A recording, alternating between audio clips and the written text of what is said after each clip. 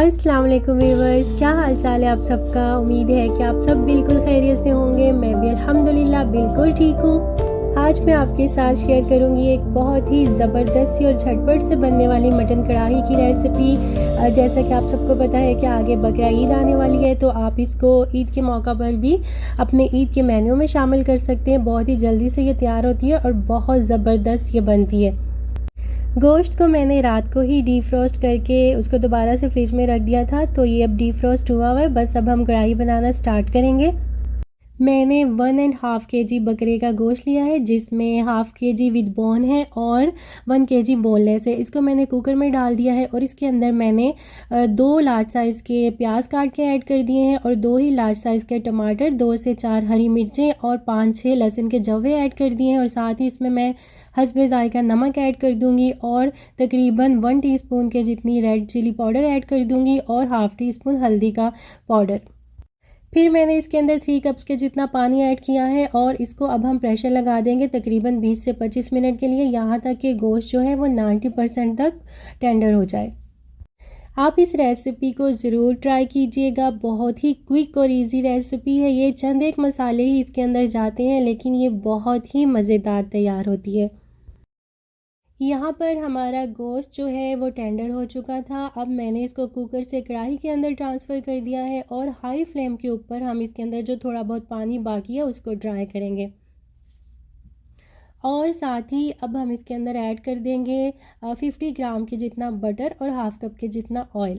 Butter हमारा melt हो चुका है। अब हम इसके अंदर 1 टेबल स्पून के जितना धनिया पाउडर और 1 टीस्पून के जितनी काली मिर्चें ऐड कर देंगे। और अब हम थोड़ी देर के लिए अच्छी तरह से इसकी भुनाई करेंगे और फिर हम इसके अंदर ऐड करेंगे देसी घी।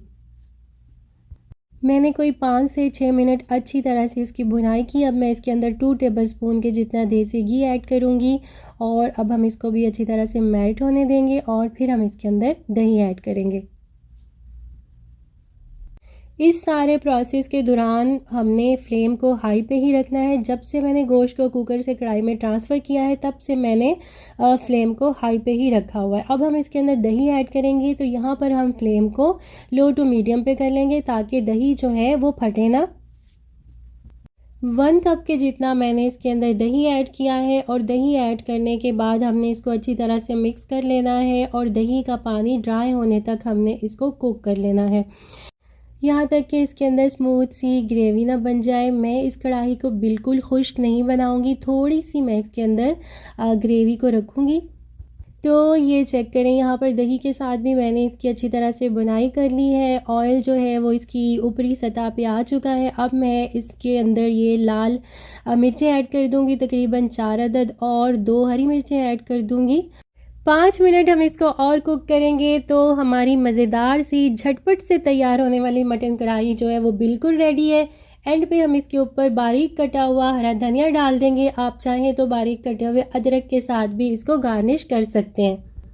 तो अब आप इसको गर्म गर्म सर्व कीजिए, नान के साथ, रोटी के साथ या फिर चावलों के साथ आप इसको एंजॉय कीजिए। अपने मेहमानों के लिए बनाइए, अपने घर वालों के लिए बनाइए, सबको बहुत पसंद आएगी।